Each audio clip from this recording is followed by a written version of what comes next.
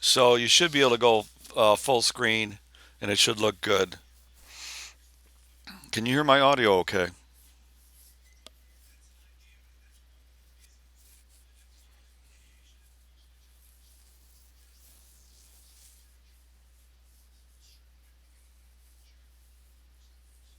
So you should be able to go full screen and it should look good.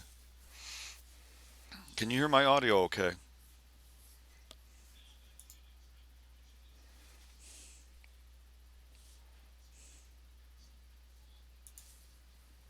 Yeah, I just checked. My audio should be good.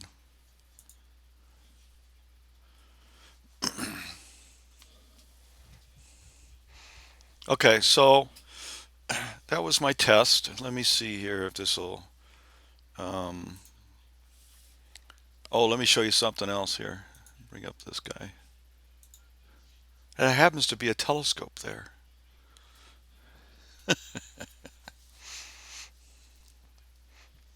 Of course, the observatory is closed right now. I got everything powered up, got everything communicating. It's all working.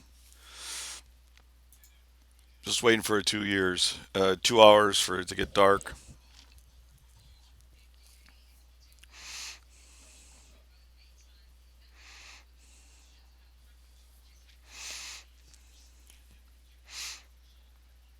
This new computer runs really good. It's really fast.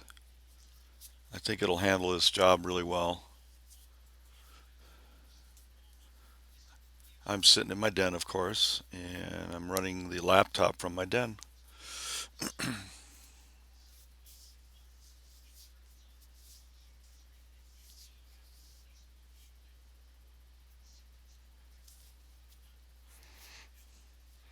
Well, coolness. We're going to have to do a video soon. Today would have been beautiful to do it. It was really sunny out and just cold. It didn't get above freezing until late this afternoon.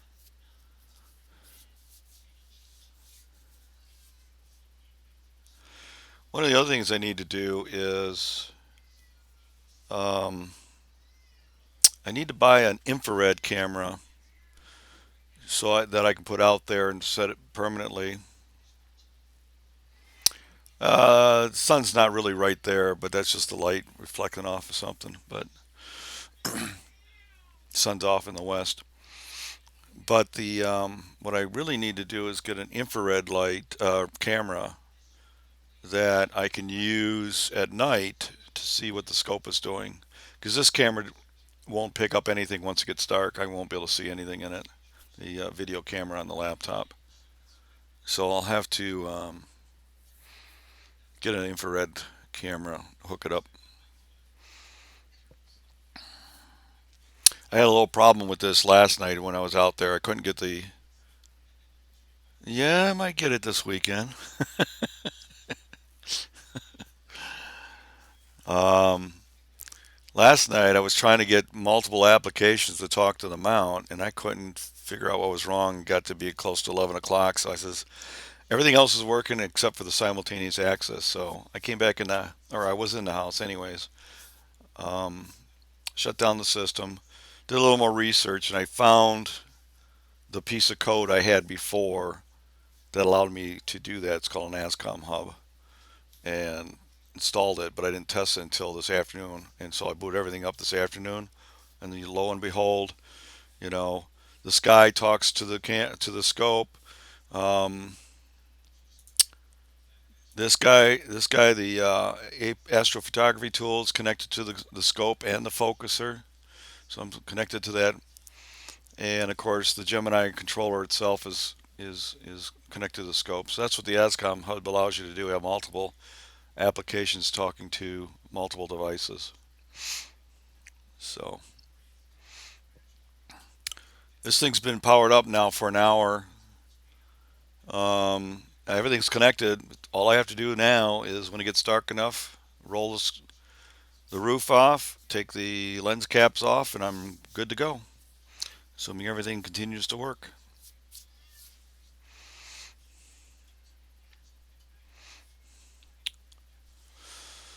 Sitting in my den, nice and cozy and warm. This has been a fun project, John. A lot of work. A lot of money, but it's been fun.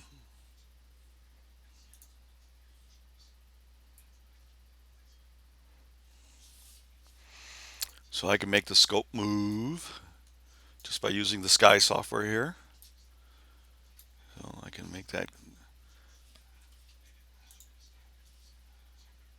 move.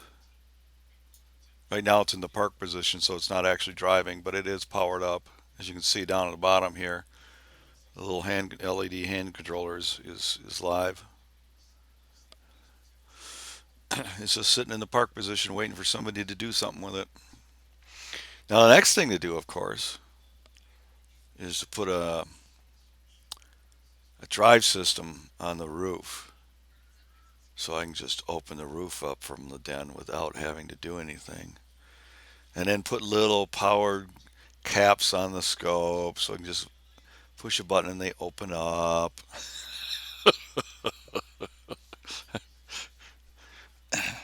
There's this guy in San Diego has got what does he have? A 17 inch or 17 or 20-inch plane wave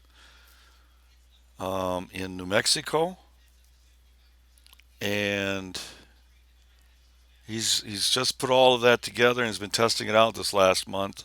I've been monitoring. We've been kind of having dialogue about issues. Now he spent probably 5 to 10 times more money than I did for his installation, obviously, and it's fully automated. He can run everything from San Diego using um,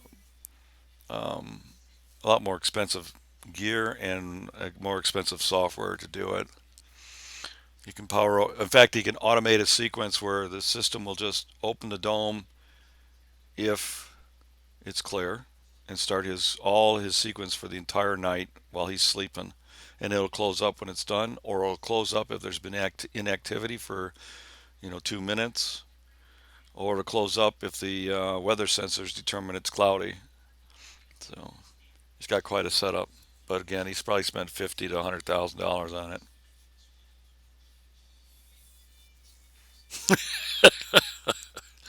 Actually, John. Okay, take care, John.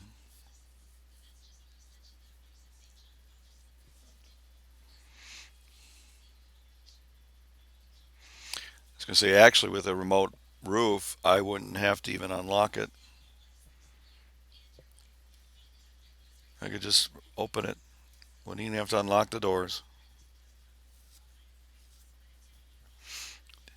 If I put a motor drive in it, I would take the. I have four pegs in the corners that lock the roof on the rails. If I put a motor drive on it, it'll lock it anyway. So I can take the pegs out and just put some limit switches on it, and it'll take care of itself.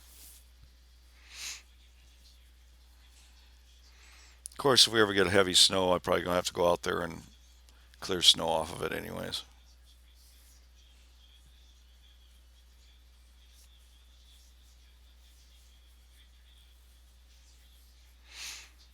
All right, I'll chat with you later.